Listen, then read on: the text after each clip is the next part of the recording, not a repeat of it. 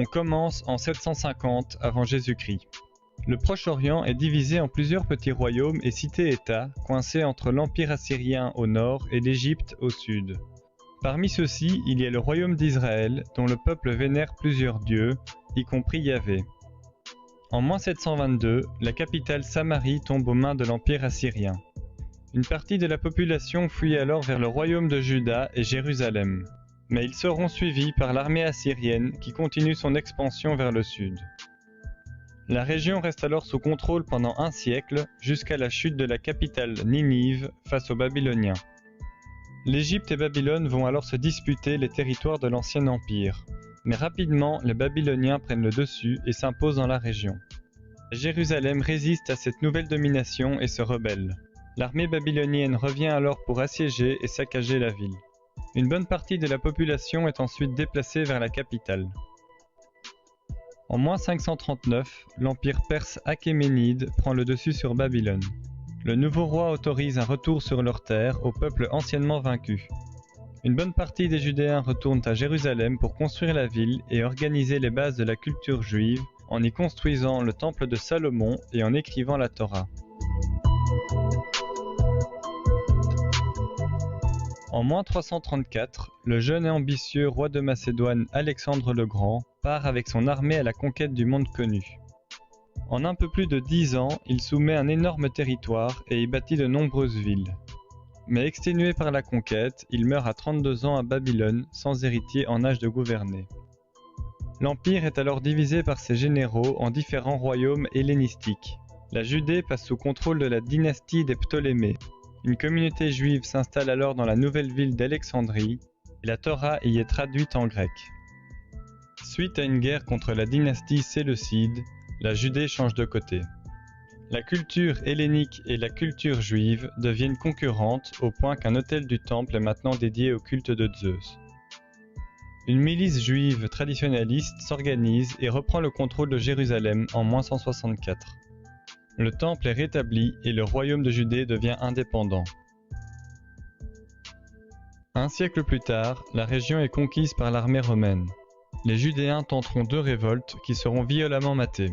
La première en 66 provoque le siège de Jérusalem puis la destruction de son temple. Seul un mur de l'enceinte résiste, il deviendra le mur des Lamentations. Lors de la seconde révolte, la ville est rasée et une grande partie du peuple est massacrée. Cette fois, les Juifs sont interdits en Judée. Beaucoup émigrent alors vers la Galilée, mais aussi dans l'Empire. Vers la fin de l'Empire romain, le christianisme est la religion dominante, et Jérusalem un lieu de pèlerinage. La communauté juive qui est alors prospère dans le bassin méditerranéen se fait progressivement persécuter, surtout chez les Wisigoths et dans l'Empire byzantin. Au 7e siècle, suite à la naissance de l'islam, commence une conquête arabe. Dans certains cas, les Juifs soutiennent cette conquête dans l'espoir de meilleures conditions. Ils sont alors tolérés par les Arabes et seuls les peuples polythéistes sont convertis de force. À Jérusalem, le dôme du rocher est construit. La ville est maintenant une ville sainte pour les 3 religions monothéistes. Les Arabes arrivent jusque dans la péninsule ibérique qu'ils appellent Al-Andalus. 5% de la population y est juive et leur culture y commence un âge d'or. Alors qu'en Europe, ils sont tolérés en tant que peuple témoin des temps antérieurs à Jésus-Christ, mais aussi en tant qu'unique commerçant entre les catholiques et les musulmans, ce qui permet aux Juifs de s'implanter progressivement dans toute l'Europe occidentale.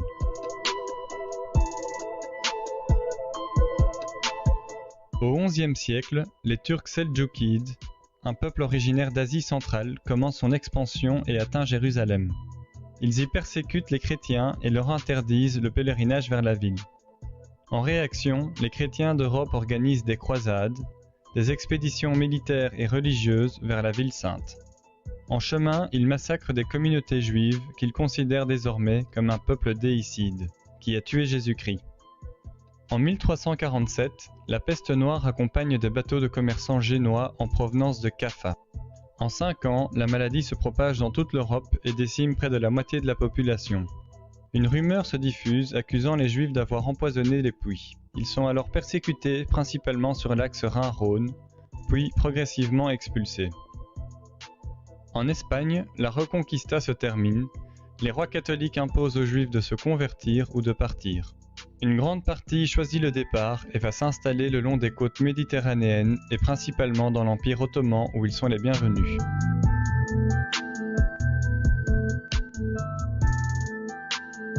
La Pologne-Lituanie commence aussi une politique d'accueil et devient un havre pour les Juifs en provenance d'Europe de l'Ouest. Au XVIIe siècle, ils y sont alors plus de 300 000, soit environ la moitié des Juifs dans le monde. Mais tout bascule en 1648 avec la révolte des paysans cosaques d'Ukraine contre la noblesse et les Juifs à qui ils reprochent une relation privilégiée avec le pouvoir. Plus de 100 000 d'entre eux sont massacrés ou fuient la région.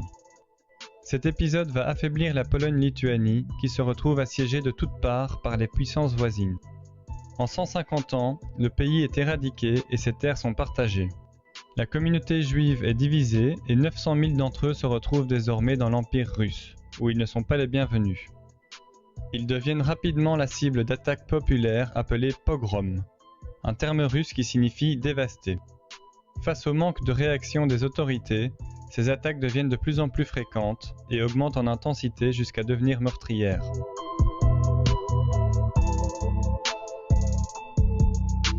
Les Juifs émigrent alors vers les USA et l'Europe occidentale, où leur condition s'est améliorée. C'est dans ce contexte qu'est organisé à Bâle, en 1897, le premier congrès sioniste qui envisage de fonder une patrie pour le peuple juif en Palestine. Mais l'Empire ottoman s'oppose farouchement au projet. Quelques années plus tard, commence la Première Guerre mondiale. L'Empire ottoman combat aux côtés de l'Allemagne. En face, les Alliés sont en difficulté et cherchent de nouveaux soutiens. Le ministre des Affaires étrangères britannique Arthur Balfour écrit alors une lettre ouverte promettant un foyer national juif en Palestine contre une aide financière des banques juives. En parallèle, les Britanniques poussent les Arabes à la rébellion contre l'Empire ottoman en leur promettant l'indépendance sur les territoires libérés. À la fin de la guerre, le Proche-Orient est démantelé et partagé entre les puissances européennes. La Palestine passe sous mandat britannique, c'est le début du conflit israélo-palestinien.